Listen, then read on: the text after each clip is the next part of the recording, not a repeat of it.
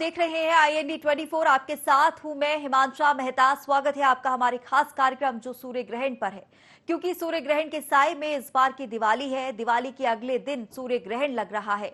आपको पता होगा कि ग्रहण का सूतक काल 12 घंटे पहले ही लग जाता है, यानी दिवाली के दिन मां लक्ष्मी की पूजा होगी और अगले दिन का सूर्योदय से पहले ही सूतक काल शुरू हो जाएगा। सूर्य ग्रहण को लेकर तमाम जानकारी देने के लिए हमारे साथ स्टूडियो में मौजूद है पंडित अरविंद पचौरी जी। स्वागत है पंडित जी आपका IND 24 में। तो सबसे पहले पंडित जी आप ये बताइए, क्योंकि दिवाली है और दिवाली के दूसरे दिन ही सूर्य ग्रहण लग रहा है और ऐसे में लक्ष्मी जी की पूजा होगी और अगले दिन से ही सूतक शुरू हो जाएगा। तो सूर्य ग्रहण कब से लग रहा है, सूतक कब से शुरू होगा, क्या इससे लक्ष्मी जी की पूजा पर कोई प्रभाव पड़ेगा? संख्येन्द्वाभमति वसुंधरतनुं शार्दूलचरमां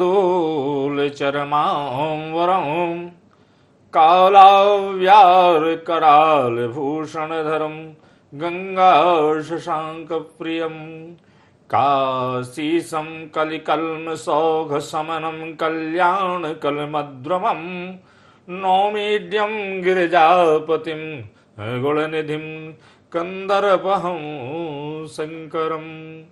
IND 24 के समस्त दर्शकों को सादर नमस्कार।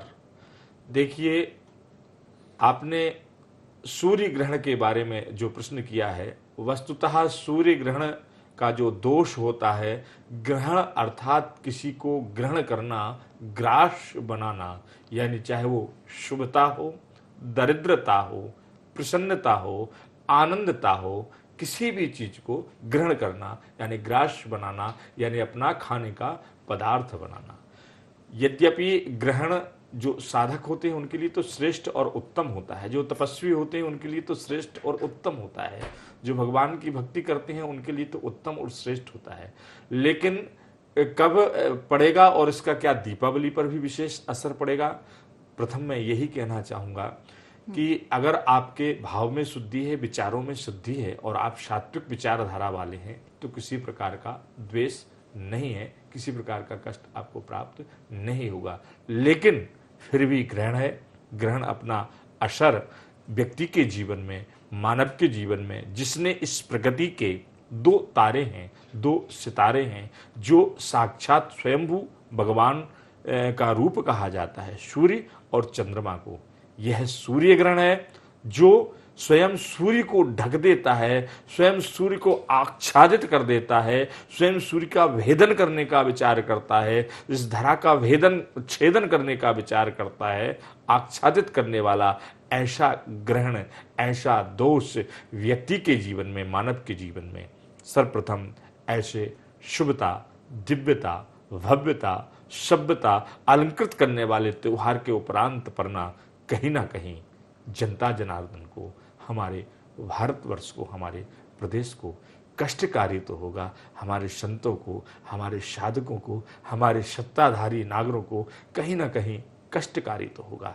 दूसरा, इसका प्रभाव, इसका सूतक यद्यपि कहा जाए तो 12 घंटे पूर्व से हो जाता है, लेकिन आज के दिवस 4:42 से इसका स्पर्श होगा।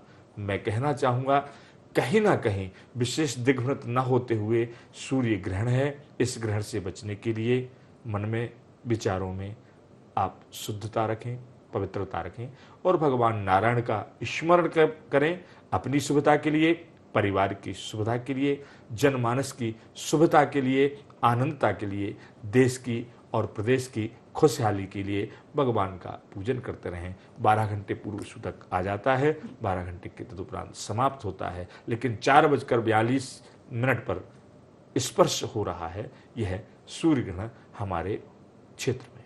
जी जी पंडित जी, ये भी जानना चाहूंगी, क्योंकि लक्ष्मी जी की पूजा करेंगे दिवाली के दिन और उसके बाद अगर बात की जाए तो अगले दिन से ही सूतक सूर्य ग्रहण लग रहा है, सूतक भी लग जाएगी।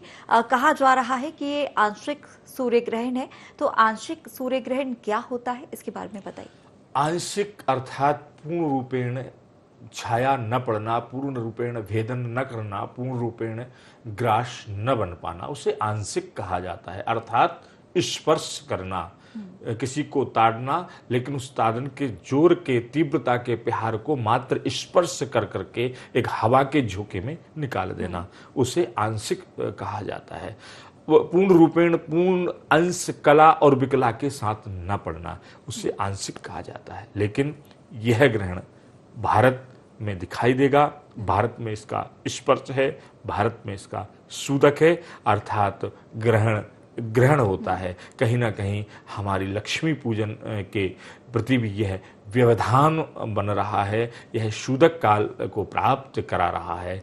तो कहीं ना कहीं आप थोड़े से सतर्क, थोड़े से सावधान रहें। कहीं ना कहीं आपकी वृत्ति, आपके कर्म, आपके क्षेत्र, आपके धर्म क्षेत्र में कहीं ना कहीं जीवन में खुशहाली में थोड़ा सा कहीं ना कहीं आंशिक कष्ट भी देगा, आंशिक बाधा भी प्रदान करेगा। कहाँ, किन विधाओं में, प्रकृति के साथ किस प्रकार का करेगा, यह कहा नहीं जा सकता है। लेकिन प्रकृति पर अगर इस आंशिक सूर्य ग्रहण का प्रभाव है तो कहीं ना कहीं खगोलीय दृष्टि में, आकाशीय दृष्टि में, भूमि दृष्टि में कहीं ना कहीं विशेष परिवर्तन, अर्थात भूस्खलन होना, बाढ़ का आना, भूकंप का आना, अभी भी बादलों का फटना जैसा हो सकता है। जी पंडित जी, क्योंकि सूतक भी लग जाएगा सूर्य ग्रहण के पहले 12 घंटे पहले ही, ऐसे में क्या सकारात्मक प्रभाव, क्या नकारात्मक प्रभाव इस दौरान पड़ने वाले हैं? क्योंकि दिवाली के दूसरे दिन ही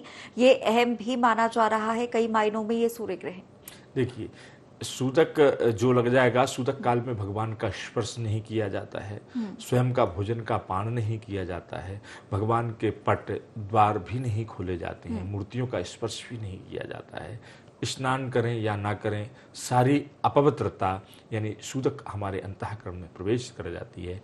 आप एक इस शुद्धि के लिए एक विशेष रूप का बात का ध्यान रखें कि कहीं ना कहीं जो है कुशक तृण या कुश जड़ आप जल में, अपनी वस्तु में, अपनी सामग्री में स्पर्श करा दें, छोड़ दें। तुलसी दल भी स्पर्श करा दें, लेकिन लता पत्तादि आदि का स्पर्श अमावस्या काल में, ग्रहण काल में नहीं करना चाहिए। अर्थात यह अमावस्या के दिवस आज का ग्रहण पड़ रहा है, पूर्व में आपने जो तुलसी पत्र, तुलसी दल तोड़ करके रखा है वह अपने जल में भगवान के समीप, और जो कुश तृण है, कुश जो है उसको भी भगवान के पास और आपके जल में, आपकी शुद्धता पवित्रता वाले स्थानों में आप बिछा दें। उसकी आसन पर आप विराजमान रहें।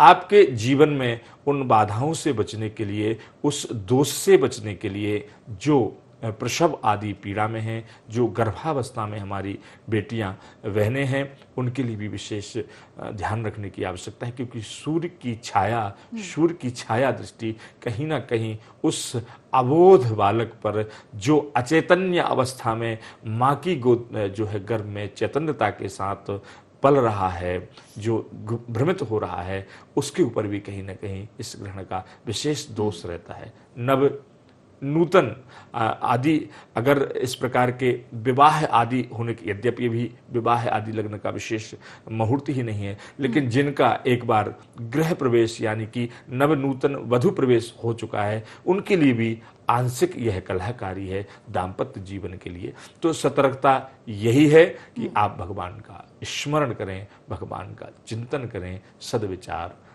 को प्राप्त करें, तो आपके जीवन में खुशहाली प्राप्त होगी। जी पंडित जी, एक विशेष बात है कि जब भी सूर्य ग्रहण पड़ता है, और इस बार ये साल का आखिरी सूर्य ग्रहण है, और ऐसे में सूर्य ग्रहण लगने के समय लोगों में काफी एक डर भी देखा जाता है।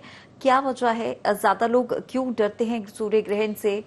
देखिए, सूर्य ग्रहण से ये है प्रकृति के ऊपर एक तरह से भगवान जो सूर्य हैं उन पर प्रकोप, उन पर छाया, उन पर बाधा, उन पर कष्ट प्रदान करने राहु केतु की पुंजता के कारण यह ग्रहण पड़ा जाता है। यह खगोलीय एक घटना है। विज्ञान की दृष्टि में, हमारे शास्त्रों की दृष्टि में इसका बड़ा ही विस्तार है। दूसरा, मैं यह कहना चाहूँगा कि ग्रहण सुविधा प्रदान नहीं करता है, ग्रहण पड़ने पर सुविधा प्रदान नहीं होती है। दूसरा, हमारे विशेष त्यौहार पर, विशेष अवसर पर अगर ग्रहण पड़ता है, वह सुविधा को प्रदान नहीं करता है जो हमारे जीवन में खुशहाली प्रदान करे। तीसरा यह भी है कि एक माह में या एक पक्ष में या 8 दिवस में डबल यानी कि 2 ग्रहण अगर पड़ जाते हैं तो या 3 ग्रहण पड़ जाते हैं तो वह विशेष कष्टकारी होते हैं। इससे आने वाले समय यानी कि 8 नवंबर को भी चंद्र ग्रहण पड़ने वाला है। त्रिभर मास से त्रिभर पक्षे 3 मास 3 दिन या 1 सप्ताह या 15 दिवस में अगर ग्रहण पड़ जाता है, इस प्रकार का कोई दोष पड़ता है तो वह उन्हीं 90 दिवस या 3 पक्ष यानी 45 यानी 45 दिवस में या 3 वर्ष या 1.5 वर्ष के अंदर ही वह स्वतः अपना फल प्रदान प्राप्त कर देता है। दूसरा आंशिक दीपावली है। हमारे भड्डरी के या हमारे ऋषि मुनि या हमारे बुजुर्ग कहते हैं मंगलवार को पड़े दिवाली जो है हंसे व्यापार रोए किसानी, यानी किसान रोता रहता है। तो ये जो इन्होंने जो घटनाएं कहीं न कहीं बोलने में बोलचाल की भाषा में जो की हैं तो कहीं ना कहीं यह हमें घटित तो करती हैं। मेरा कहने का तात्पर्य कि मंगलवार की दिवस अमावस्या पड़ रही है और स्वाति नक्षत्र पड़ रहा है, तुला का जो चंद्र है तुला का ग्रहण पड़ रहा है, तो कहीं ना कहीं कष्टकारी तो यह ग्रहण है जनमानस के लिए, हमारे पर्यावरण के लिए, हमारे भारतवर्ष के लिए, जनता जनार्दन के लिए। लेकिन जो भगवान की शरण में हैं, जो भगवान के शरणागत हैं, उनके जीवन में किसी प्रकार का कोई ग्रहण आदि का दोष नहीं होता है। जी पंडित जी, और ऐसे में क्योंकि ग्रहण प्रभाव नकारात्मक भी काफी ज्यादा पड़ते हैं इसमें, तो क्या राशियों पर भी इसके खास प्रभाव पड़ेंगे? देखिए, सर्वप्रथम तो खगोलीय दृष्टि से कहा जाए, ज्योतिष शास्त्र की दृष्टि से कहा जाए, वेद चक्षु स्क्लेदम स्मृतम ज्योतिषम श्रेष्ठता चांग मध्य ततो न्योच्यते संयतो पीतरैः कर्णनासादिवी चक्षुषांगे नहीं नो न किंचित करहा। हमारे विज्ञान ने आज जाना है, हमारे ज्योतिष शास्त्र की घटना को विज्ञान आज भी जानने का प्रयास कर रहा है, आज भी खोज कर रहा है। कहना चाहूँगा, ज्योतिष शास्त्र में हजारों वर्ष पूर्व में यह वर्णन दे दिया था कि कब, किस दिवस, किस तिथि, किस दिनांक को ऐसी ऐसी घटनाएं होंगी। तो यह ज्योतिष का मत है, ज्योतिष एक विज्ञान है, एक समुद्र है, उसका मत है। निश्चित रूप से अगर कहा जाए तो इसका अपने जीवन में, जातक के जीवन में, मानव के जीवन में प्रभाव पड़ेगा। प्रथम जो 3 राशियां हैं, मेष राशि और वृष राशि और मिथुन राशि। मेष राशि वाले के लिए स्त्री पीड़ा यानी कि दाम्पत्य जीवन से कलह प्राप्त होगी, दाम्पत्य जीवन कलह में रहेगा या अन्य स्त्रियों से कष्ट प्राप्त होगा। वृष राशि वाले जो जातक हैं उनके जीवन में शौक, आनंद, सुख, माता पिता का साथ प्राप्त होगा, अपने संतान आदि का सुख प्राप्त होगा। मिथुन राशि वाले जो जातक हैं वह विशेष चिंतित और व्यथित रहेंगे, अर्थात यह ग्रहण का प्रभाव इन राशि वाले जातकों के लिए शुभ भी है, अशुभता भी लेकर के आया है। कर्क राशि वाले जो जातक हैं उनके लिए व्यथा का कारण होगा, चिंता का कारक होगा, दृढ़ता का कारण होगा, व्यापार आदि में बाधा को प्राप्त कराएगा। यही सिंह राशि वाले जो जातक हैं उनके जीवन में श्री प्राप्त होगी, यश प्राप्त होगा, सुख समृद्धि प्राप्त होगी, क्योंकि ग्रहण इनके लिए शुभ फलदायक रहेगा सिंह राशि वाले जातकों के लिए।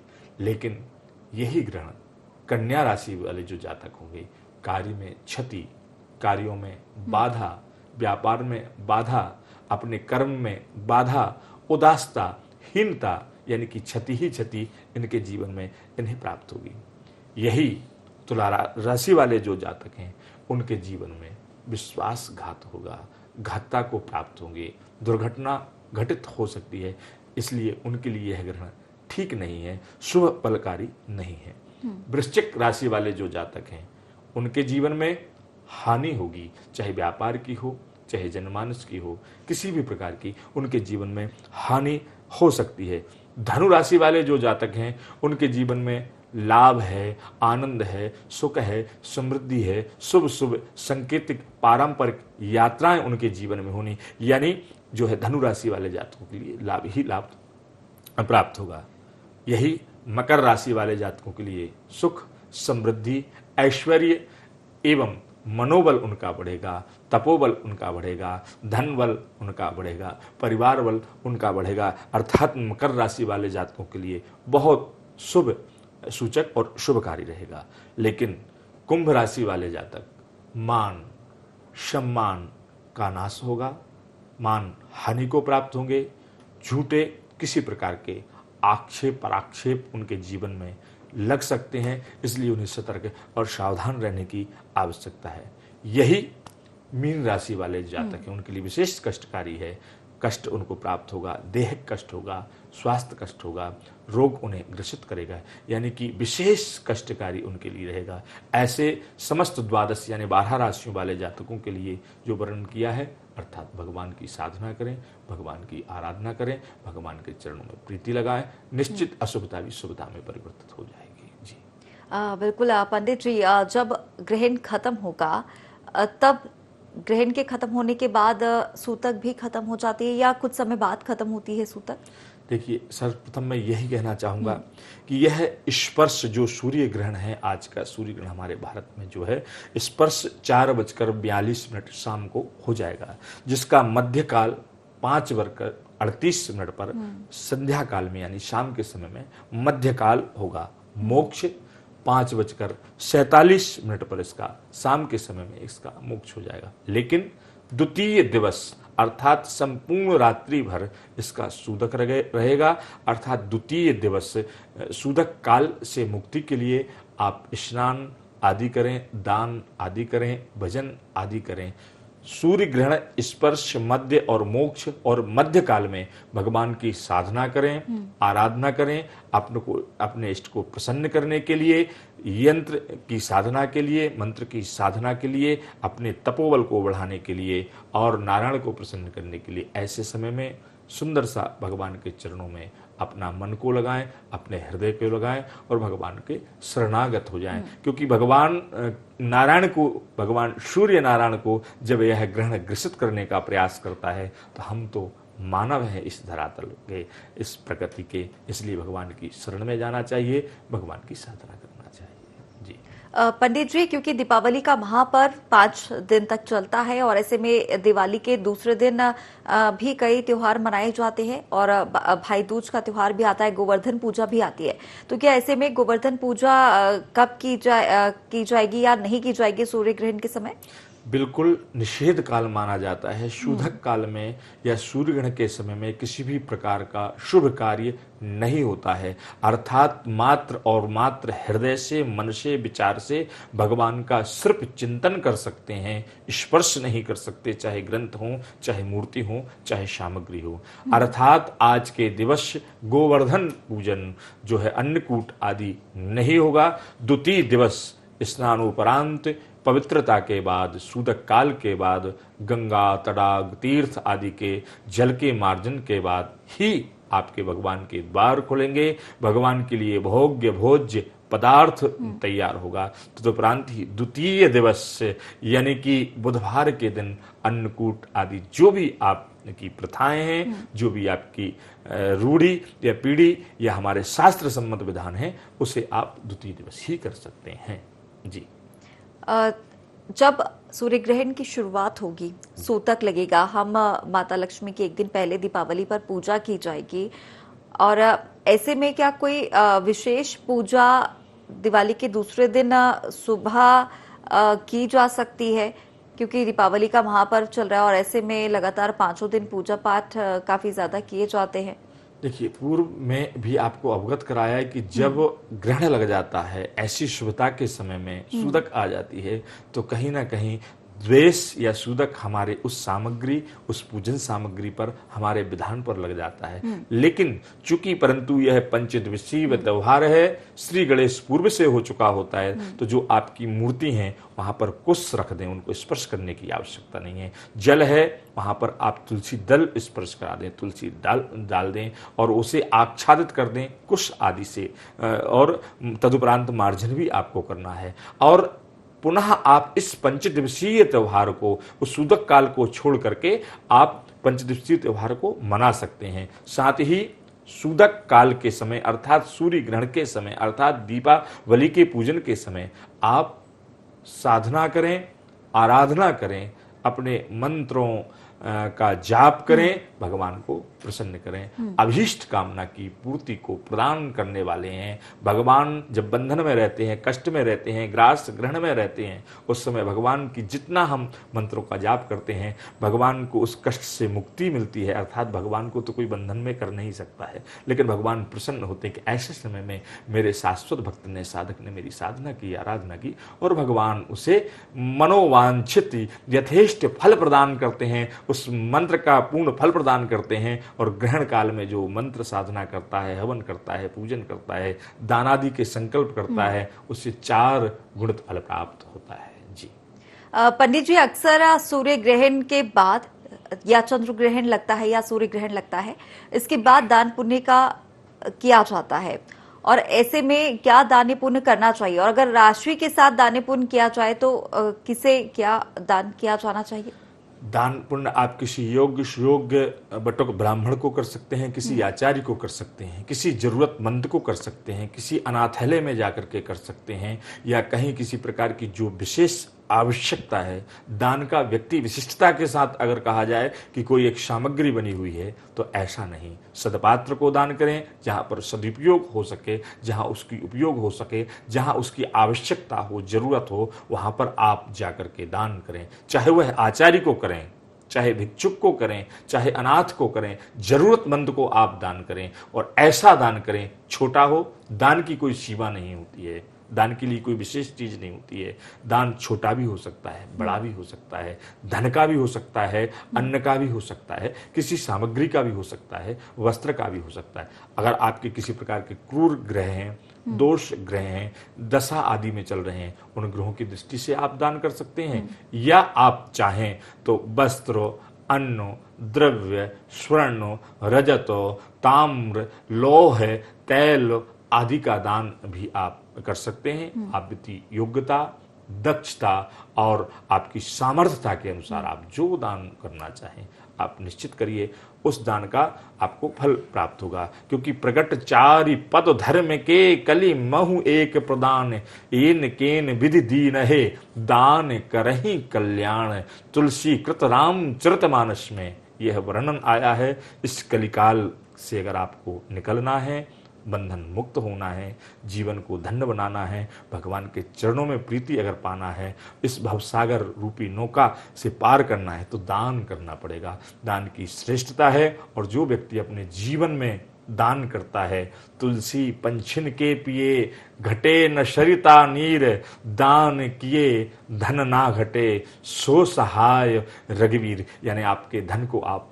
पवित्र कर सकते हैं, शुचिता में ला सकते हैं। जिस प्रकार ज्ञान से, गुरु से, पुस्तकों के ग्रंथ के पढ़ने से हमारे अंदर ज्ञान बढ़ता है, ऐसे ही व्यक्ति का धन पवित्र होता है, धन बढ़ता है, किसी की जो है पूर्ति होती है, किसी आवश्यकता की पूर्ति होती है, वह आपको आशीष प्रदान करता है, दुआ प्रदान करता है, भगवान से प्रार्थना करता है, भगवान इसे इतना दो कि यह हमारी इस प्रकार की आवश्यकताओं को पूर्ति सदा सर्वदा करता रहे, उससे आशीष प्राप्त होता है। इसलिए दान की श्रेष्ठता है, दान की भव्यता है। और जो व्यक्ति अपने जीवन में ऐसे समय में, ऐसे त्योहार के समय में, ऐसे ग्रहण के समय में अगर दान करता, तो जीवन में धन्य ही धन्य होता है, और भगवान उससे सदा प्रसन्न होते हैं। जी बिल्कुल। और पंडित जी, 27 साल बाद ये संयोग भी बन रहा है कि दिवाली के दूसरे दिन ही सूर्य ग्रहण है।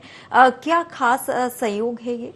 देखिए, स्वाति नक्षत्र में, तुला राशि में जो है ग्रहण का समावेश हो रहा है, तो कहीं ना कहीं त्रिपुष्कर योग आदि भी बन रहा है, कुमुद्र आदि भी बन रहे हैं, विशेष योग ऐसे समय पर बन रहा है।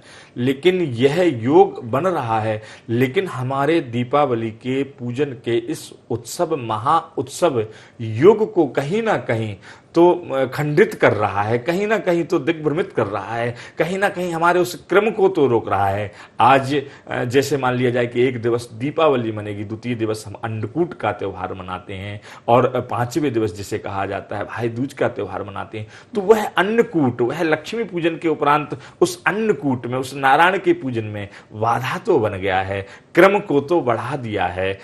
इसलिए कहीं ना कहीं खिन्नता जो है मन में, अंतःकरण में आ ही जाती है, और स्वाभाविक है कोई अगर किसी का क्रम बिगड़ जाता है, पंक्ति अगर बिगड़ जाती है, तो उसके जीवन का आनंद रस में नहीं रहता है, स्वाद में नहीं रहता है, लेकिन भगवान की प्रीति, भगवान के चरणों में प्रीति के साथ वह आनंद में मना सकता है। आज के दिवस जो ग्रह हैं, ग्रह अपनी चाल से दल बल अंश कला विकला के साथ प्रबल हैं। ऐसी प्रबलता के साथ यह 27 वर्ष बाद ऐसा दीपावली के उत्सव पर यह ऐसा संयोग बन रहा है। उन साधकों के लिए, उन जातकों के लिए जिनके लिए कष्टकारी है, वह भगवान की साधना करें। जो भी कष्ट है उसका निराकरण होगा और उन बाधाओं से मुक्त होगा। जो साधक हैं, जो भगवान की साधना करते हैं, उनके लिए सुयोग्य शुभ फल प्राप्त होगा। इसलिए यह ऐसा योग अपने जीवन में बार बार नहीं आता है। इसलिए यह 27 नक्षत्र होते हैं, 28वां अभिजित नक्षत्र होता है, 27 वर्ष बाद ऐसा योग बन रहा है। तुला राशि 7वीं राशि है, इसलिए 7 21 7 चौको 28 होता है। यह चतुर्युगी ग्रह योग के साथ त्रिपुंसक योग भी बन रहा है। अर्थात आपके जीवन में कहीं ना कहीं अगर बाधा है तो कहीं ना कहीं आनंद भी देगा, लेकिन कहीं ना कहीं इस प्रकृति के साथ कुछ ठीक उचित नहीं होगा, जिसे कहते हैं बिन मौसम वर्षांत का हो जाना। ठीक इसी प्रकार यह ग्रहण का समय जीवन में परिवर्तन लेकर के आएगा। जी बिल्कुल पंडित जी, तमाम जानकारी हमें देने के लिए आपका बहुत शुक्रिया। तो 27 साल बाद सूर्य ग्रहण पड़ रहा है, दिवाली के दूसरे दिन ही ये संयोग बन रहा है। और आपको बता दें कि दीपावली के महापर्व में, यानी कि जब आप लक्ष्मी पूजा करेंगे उसके दूसरे दिन से ही सूर्य ग्रहण लग रहा है और 12 घंटे पहले ही जो इसका सूतक है वो शुरू हो जाता है। और ऐसे में क्या करना चाहिए, क्या नहीं करना चाहिए, इस सूर्य ग्रहण का पर क्या असर पड़ेगा, सकारात्मक क्या होगा, नकारात्मक क्या होगा, क्या दान पुण्य करना चाहिए, सारी जानकारी हमने आपको दी। फिलहाल मुझे दीजिए इजाजत और आप बने रहिए IND 24 पर।